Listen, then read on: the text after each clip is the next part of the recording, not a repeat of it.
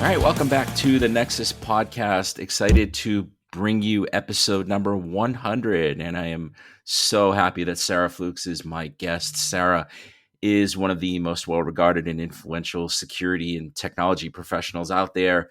And she's done a lot of excellent writing and presenting on a number of topics, including the Cyber Resilience Act, Secure by Design, and how to bring cybersecurity closer to engineering and asset operators, all topics that are definitely very pertinent to you, the listener. As I mentioned, this is our 100th episode, and I just want to take a second to thank every single guest who has given their time to share their expertise with you here. We started this show a few years ago, and it's really become a fascinating snapshot of how OT and IoT cybersecurity has really matured and matured rapidly during that time. So my sincere thanks again to every guest and to you all for listening. I can't tell you how much I appreciate all of you who listen and subscribe. I know I listen to a lot of podcasts, and I know how competitive and challenging it is to get your attention. So trust me, it's very much appreciated.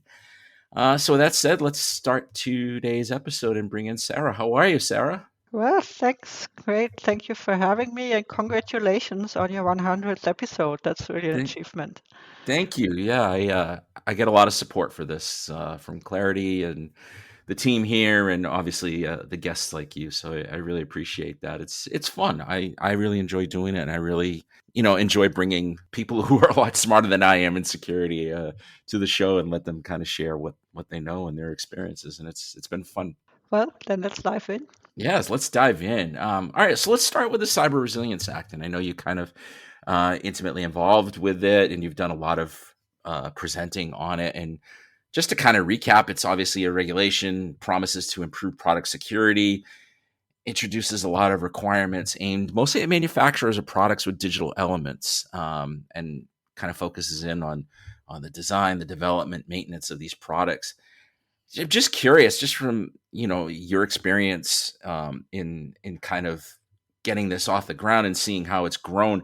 How do you characterize the importance of this regulation? I mean, what in your opinion was it a reaction to? Is it just kind of like a reaction to the hyperconnectivity of all these products, or something else? Just give me your kind of overall characterization of the reg. Well, it's interesting. When it first came up, I think that was back in 2022. And I kind of stumbled into the Cyber Resilience Act and was like, okay, the EU Commission has released this draft regulation, and I should probably look into that, because I mean, I was at that time full-time occupied with security by design research, more or less full-time. And so that was exactly my thing. And I was like, okay, there suddenly is a government putting out a serious security by design regulation. So that's something worth diving in. And the deeper I got into that, I realized that that's going to be something pretty big. And I think that's, with, of course, a bit of delay, manufacturers now are also realizing. For a lot of the times, I have the feeling that the CRA, compared to other regulations and also other security by design initiatives, for example, by CISA, kind of flew under the radar. So everybody was talking, at least in Europe, about NIS2 and critical infrastructure regulations Sure. and all these things.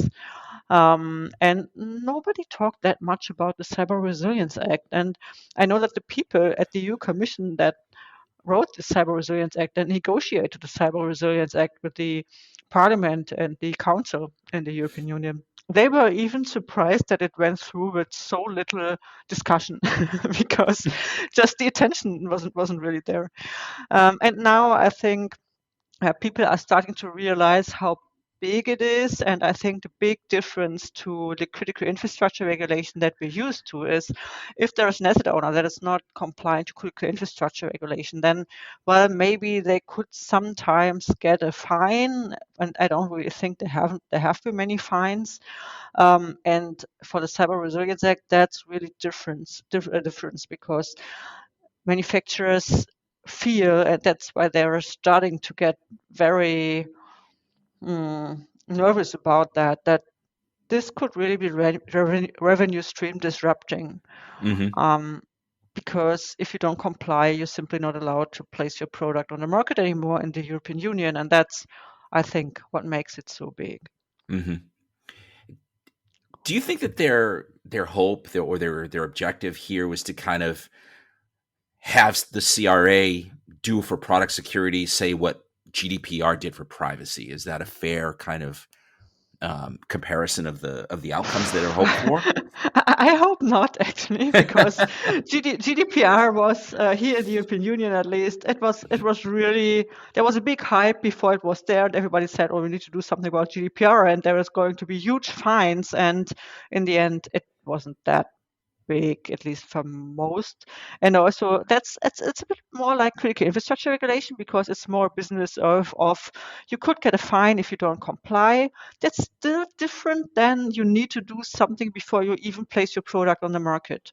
Hmm. So I'd say it's decidedly different than GDPR, in a way that it's really more strict, and more impactful for manufacturers potentially. And also, I'm not aware of any other part of the world where there's a regulation like this on product security. I mean, there are a few on smaller scopes on IoT and on vehicles and things like that. And there are a few voluntary labels or things like that, but not for such a huge scope. So for all products with digital elements, a label or a marking or requirements that you have to meet cybersecurity requirements, and otherwise you really can't put that product on the market for really virtually every digital product. So Hmm. the combination of really this big impact, and this strictness in combination with the huge scope, I think that's what makes it pretty unique. Hmm. And we should probably clear up that this applies to B2B products and not just consumer facing products. That's correct, right? Yeah, that's correct. And I think that's also the problem that B2B products often have, because of course there are many more consumer products compared to B2B products. And um, I too sometimes have the feeling when I read the CRA legal text that it was written more with consumer products in mind. So Hmm. some things really, sometimes it doesn't mm, make much sense. I wouldn't even say that, but it's harder to do for B2B products, because take, for example, there is a requirement on a factory reset. So you have to have a factory reset for your products. And that, of course, for B2C products, that's that's a no-brainer. I mean, most digital products that you have probably have this small button where you can factory Right. reset the product. So that's completely normal. So it wouldn't be a big thing to put that into a regulation. And then for B2B products, no product has that. And if you would imagine, sometimes it's even adding risk compared to the security benefits that it could have to add a factory reset. If you have a PLC and there's a factory reset button, well, that's a pretty big risk to add to a component, Right. actually. So it doesn't really improve the security. So, and that's just one example where I say I think that's the reason why B2B products and the industry sometimes struggles with the CRA. Hmm. So maybe it'd be good to kind of level set and explain where things are today. I know that there was an expert group meeting scheduled recently. Can you update us on what came out of it and where things stand today with the reg? Yeah, well, the expert group is just consulting the European Commission on implementation guidances and things like that around the CRA. Um, and I mean, the most questions I think I get about CRA recently are questions about when are requirements finally going to get more specific, because they are pretty vague in the Cyber Resilience Act. And when do we get guidance on so many questions? What is due diligence exactly? And what kind of products are remote processing solutions. What kind of remote processing solutions count to the product and which ones don't?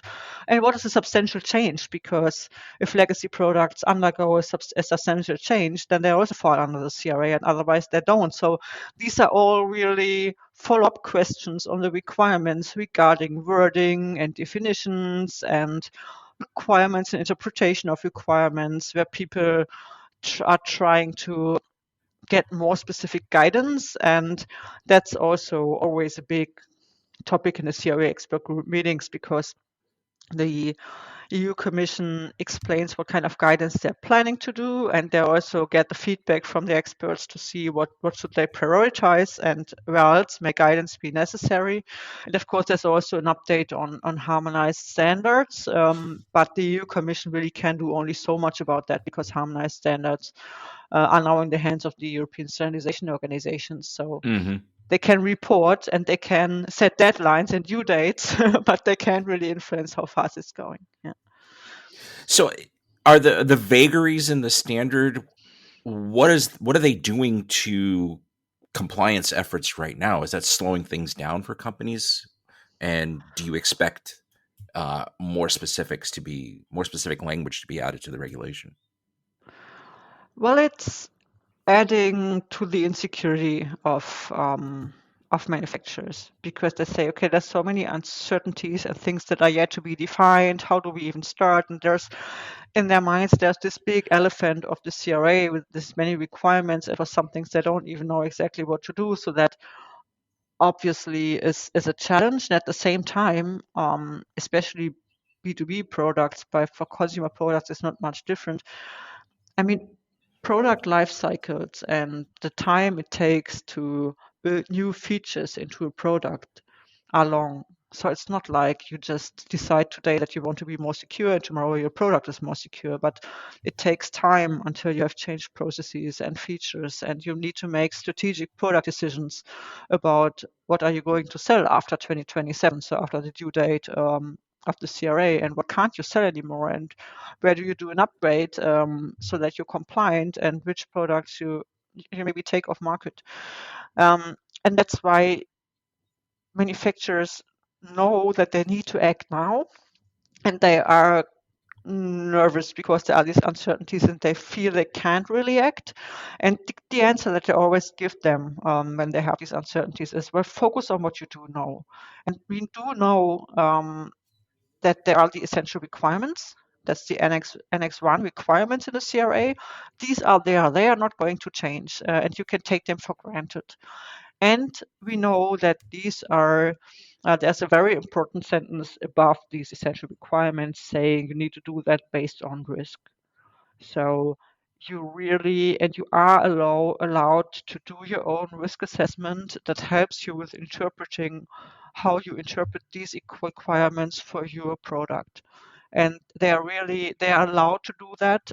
They don't have to wait for a standard doing that for them, and they're also encouraged to do that from the side of the EU Commission. So Hmm. that definitely is the encouragement to get started and to have the courage to, Right. to do the risk assessment and interpret the requirements, because they are there, they won't change. Definitely not. I mean, the essential requirements, everything in the regulation seems pretty expansive. And I would imagine that some of these manufacturers are facing some significant costs. How hard do you expect them to push back against this? I mean, they really have no choice in the end, but what are you hearing from their end? Well, they they can't really push back because it's Right. there. So the elephant is in the room. Um, what they can do is, and what they also are doing is to see that the interpretation of the requirements, so what that means for a certain product category, that this goes into the right direction. And many have started to be involved in creating these harmonized standards because they do this requirement interpretation and see that something useful comes out of that. Um, so, and there's also debates about what kind of, I mean, there are the product categories in the annexes 3 and 4, the important and critical products in the CRA. And for these, they don't have any stricter requirements, but they have higher requirements regarding conformity assessments. So that's also, of course, it matters which kind of products fall into these categories or not. And this is also something that's currently debated. But the good news is that manufacturers really can contribute to the discussion there. So for these descriptions, for these important and critical product descriptions, for example, the EU has put out a draft description, and that was open for comment. And I think a second version will come out in June and be open for comment. So um, there are ways to, and my experience is that the EU Commission has always been very open to getting input from the industry on details that they may have overlooked or things that Hmm. are hard to do in practice or all things like that. And it's after all, it's good news that some things are still vague because that still means that they're open to be defined. And I think any regulation with such a broad scope that wouldn't have a lot of room for interpretation would do a pretty bad job because you can't really preemptively answer all the questions and all the special cases that are there out there. Yeah. Hmm. Do you see a changing attitude toward um, regulation overall from the security community? I mean, I can remember not too long ago that a lot of companies would push back against regulation. They wanted to self-regulate, but has that time kind of passed? Are they welcoming some kind of prescriptive guidance from government when it comes to cybersecurity?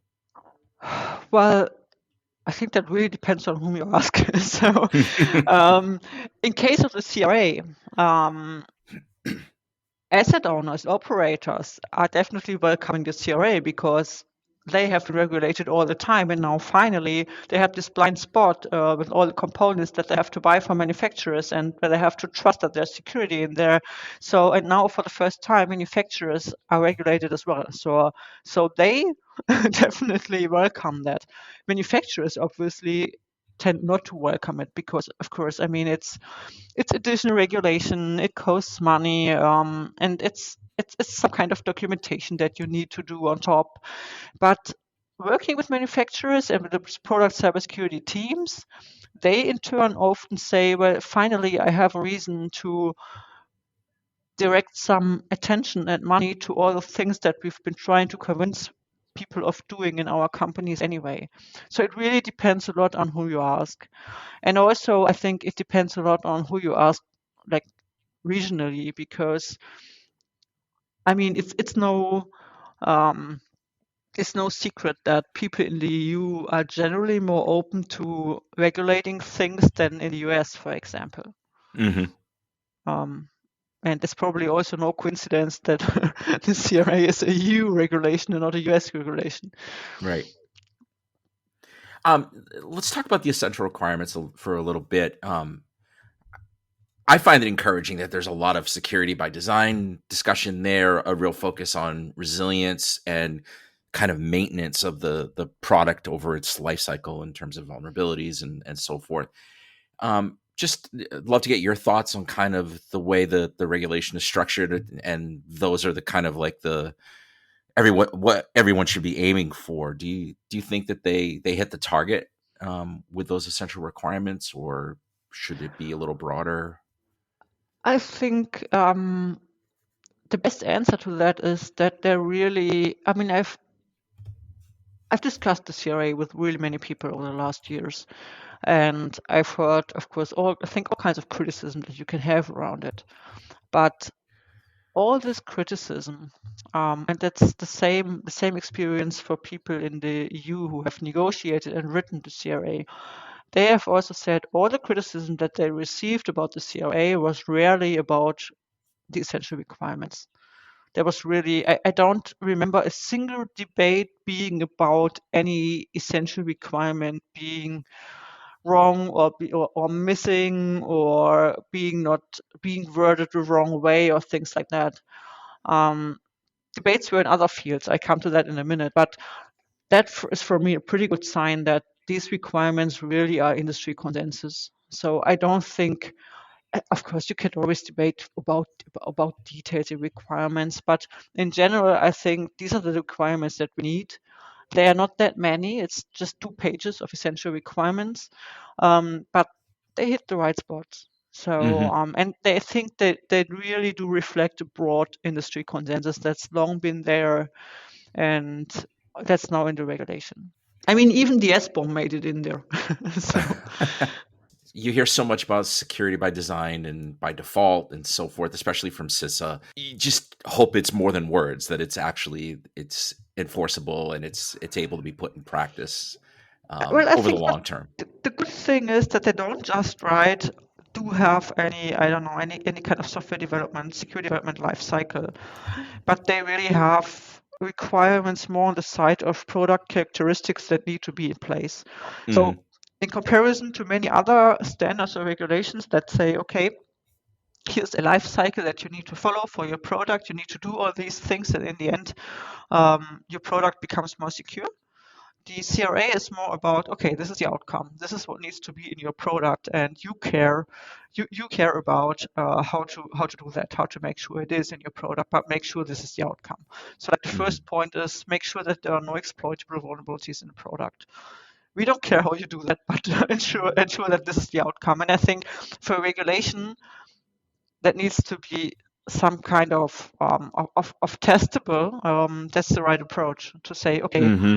the product has to be these other features and the characteristics that the product is going to have, because otherwise it's going to be yet another standard where you have some processes in place that don't guarantee you that there's good security in the end, Right. because you can always do it good or bad. And then it makes sense to achieve the CRA outcome. If you want to achieve that, then it makes sense to take any of the well-known security development lifecycle approaches. I think that's pretty clear, but companies are and manufacturers are free to choose how they want to do that, and I think that's the right approach. As we come up on 2027 and the ultimate compliance date, just how do you think, what are some of the milestones we should be looking for in the meantime, and ultimately how do you measure success for this? How do we measure success for, like, as a manufacturer working towards CRA or Yeah, for the correct, CRA correct. regulation? Or okay, well, if you're a manufacturer approaching CRA, I think there is an intermediate milestone you need to be aware of. That's the 11th of September 2026. That's when the reporting obligations start. So you need to be able to report actively exploited vulnerabilities and severe incidents for your products. So that's really, I always like to read it. It's actively exploited vulnerabilities. So it's not a CVE coming up in a scan. You don't need to report that, but you need to report if there really was an incident. So someone exploited a vulnerability in one of your products.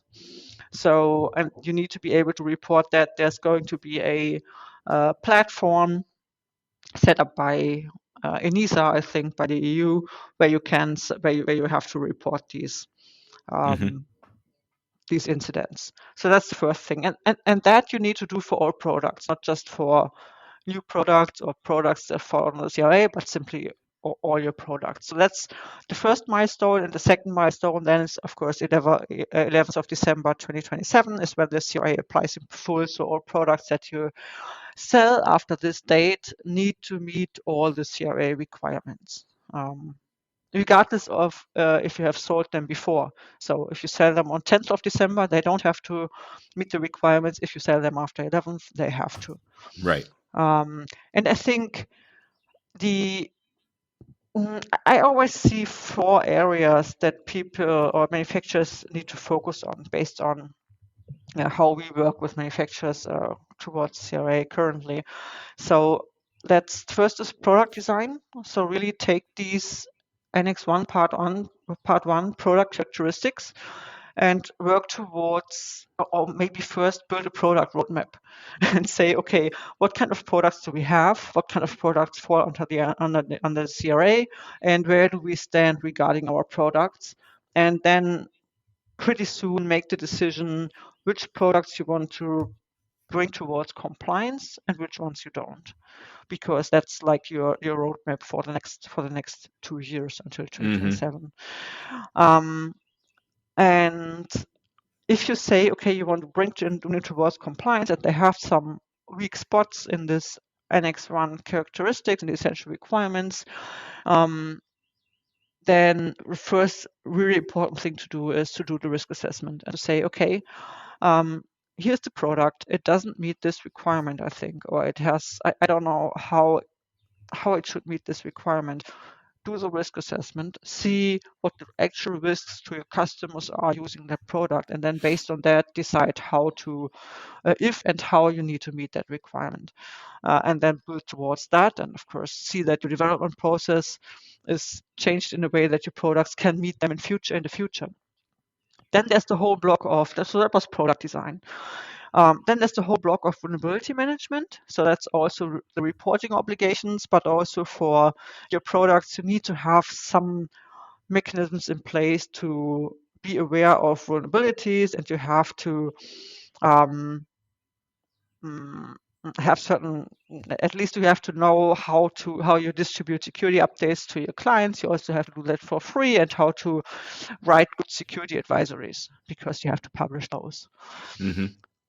Then there's the portion of procurement that I think is often overlooked, but also very relevant. And that's because most products, I mean, we all know that the whole supply chain issues. You probably have products in your products that are also need to be CRA compliant. And you really need to find a way to identify your suppliers and to make sure that your suppliers meet the CRA in a way that's usable for you. So for example, if they publish security advisories, it helps if you can use them for your own security advisories. Or if they meet security features, essential requirements a certain way, and you want to integrate them into your product, then maybe you have certain requirements how to do that so that it makes sense for your whole product and things like that. So have an idea on what existing suppliers are how important for your product, and how to make sure that because you in the end are responsible for the entire product, not just for the parts that you build yourself, but also for the parts that you procure from third parties. Mm-hmm. Well, and then there's the fourth pillar is documentation. And that sounds simple, and mostly it is, because for a large part it's simply documenting everything that you can show to market surveillance or to notified bodies in order to make sure that you're compliant and to prove that you're compliant. But then there's also, and I think that's also often overlooked, the information instructions to the user. So that really is a kind of cybersecurity handbook that you hand out to every buyer of your product, that contains everything regarding security that matters to your customers. Mm-hmm. And I think that really, for consumer products, it doesn't matter that much. Probably no one is going to read that, apart from a few security nerds. But for B2B products, that really can be a game changer, because that can really make your B2B customers very happy, and it's really actual. It's actually useful for them, and save them money if you do that in a way that helps them to do their own security risk assessment faster. For Mm-hmm. example, critical infrastructure regulated customers. And so if you sell a control system or PLC to a water utility, then they need to do their own security risk assessments. And if you deliver to them the information in a way that they can really efficiently use in their own risk assessments, then you really save them time and money. Yeah, it's That's a why huge this baseline. information, yeah, it is. And that's why and it's something completely new. I mean, if you Yeah. buy a digital product right now, you don't get a cybersecurity handbook. You need to get all this information by hand, by requesting, by asking the manufacturer. I've spent so many hours on the phone with manufacturers on behalf of asset owners, asking about basic security features, or which protocol do you use for what, or how does the architecture look like in this case. And this is all information. If you really provide that in the cybersecurity handbook in a easy to digest way, that's a game changer, I believe. Right. Yeah. So these are the It's four huge. pillars basically. So product Mm-hmm. design, vulnerability management, procurement, documentation, and that's the things that you need to work toward as a manufacturer. It sounds like the industry has a lot of work to do in the next couple of years. That's right. But to be fair, many of these things I mean, it's not like they've been living under a rock. So Right. vulnerability management, most manufacturers do that in some way or the other. So most Hmm. that I've talked to are not very nervous about vulnerability management, for example. All right. So before we wrap up, Sarah, I definitely want to talk a little bit about some of the thought leadership you've been doing around bringing security to engineers and asset operators, and not necessarily security people. And you've done a lot of work on, like, I know at your S4 presentation this year on the cyber decisions diagrams was a really kind of interesting way to talk security to non-security people, if that's a fair characterization. I'd love to hear more about kind of how you came up with it, and you know how successful you've been in kind of using it or sharing it with others. Yeah, absolutely. It's probably also a good timing because I think the video has been released this week or last week or I think something. so. Correct. Yeah, Yeah. so you can actually watch that. Um, I mean, to be honest, it's something I've been working on ever since I've been in the industry. So how to you summarized that pretty well. How to communicate cybersecurity to non-security experts. Um, it's also about how to get the expertise from non-security experts for security. So the input and the output. So how to get the knowledge from non-security experts that's really relevant for your cybersecurity engineers, for example, and also how to communicate it to people that need to work with the cybersecurity results. Um, and I think the reason why I've worked so much on this is because one large group of non-cybersecurity experts is engineers. In OT cybersecurity, you always need to work with engineers because they have all the knowledge that you need in order to do good risk assessments. Hmm. And I don't think we've done a good enough job in getting their knowledge in there so far. Um, and that's why we've worked on that so much. And the approach we've come up is a pretty visual approach. So you actually create basic diagrams on the things that you on the basic functions that your product or your system has. Um, and then we have some ways to layer on top of these functions um, risks that you may have and attack scenarios and also requirements. So things that you change about your architecture, about your product, about your system because of cybersecurity. And if you have all this information on top of your functions, then you have three things that you can really easily communicate to everyone if you have a diagram like that. So you can really easily communicate how does my system work and why and what are the bottlenecks, for example. Um, even for non-technical people.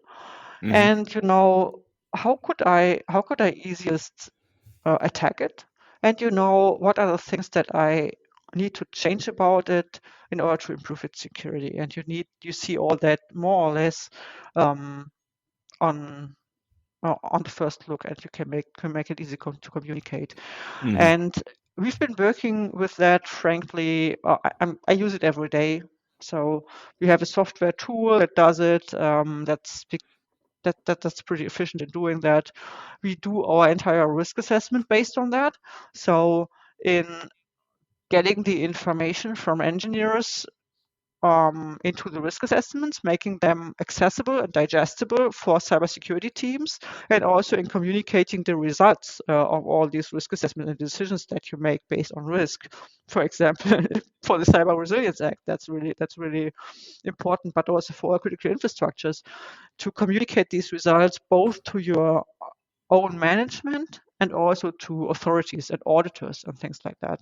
And Hmm. these are really all these use cases from getting deeply technical people's knowledge into the risk assessment, getting their opinions on the results, and also communicating the results to people that are not involved with the technology in depth.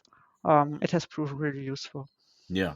I mean, what I like about it is not only that it's, there's the visual representation, as you mentioned, but you're eliminating a lot of complexity, a lot of the jargon that comes with cybersecurity. And I think in the end, a lot of that just ends up confusing people and steering people away from, what they need to know. And this really brings it to engineers and asset operators on their terms, which is really important, I think.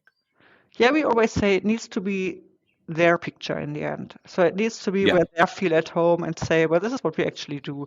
And at first, because we're all used to doing it too complicated, at first we always have those discussions on, well, but there's still this detail that needs to be in there as well. And we say, well, stop, because based on this picture, that you're creating here on this diagram, you don't have to be able to build the system. You don't have to be able to run the system. You only have to be able to see where the cybersecurity or the overall resilience of the system, what matters for that, and what measures you need to take for that. That's all.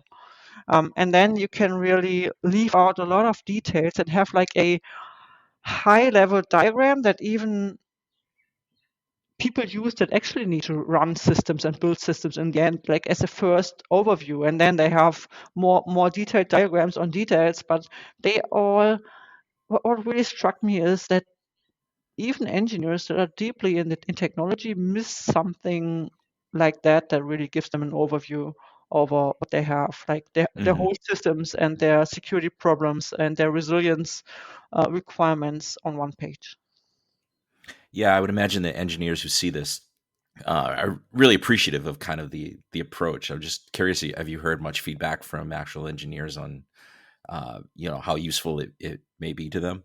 They are the reason why we're doing that, and Yeah. they often say, well, finally, cybersecurity always feels so like a not really an exact science for us, right? So I mean, Right. engineers are used to having methods and calculations for everything, and cybersecurity is often a bunch of best practice that you somehow need to do, and risk assessment always feels a bit like not not really scientific enough, and also too far away from the Hmm. reality, from the systems that they see every day.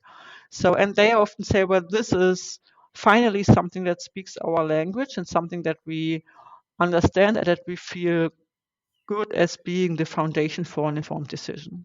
Sarah, I think that's a good place to leave it. I really want to thank you for coming on the podcast. I think this was a really great discussion, and I know people are going to enjoy listening to it. And I'm happy you were my 100th guest. So thank you so much. I appreciate it. Me too. Thank you. And soon again, I guess.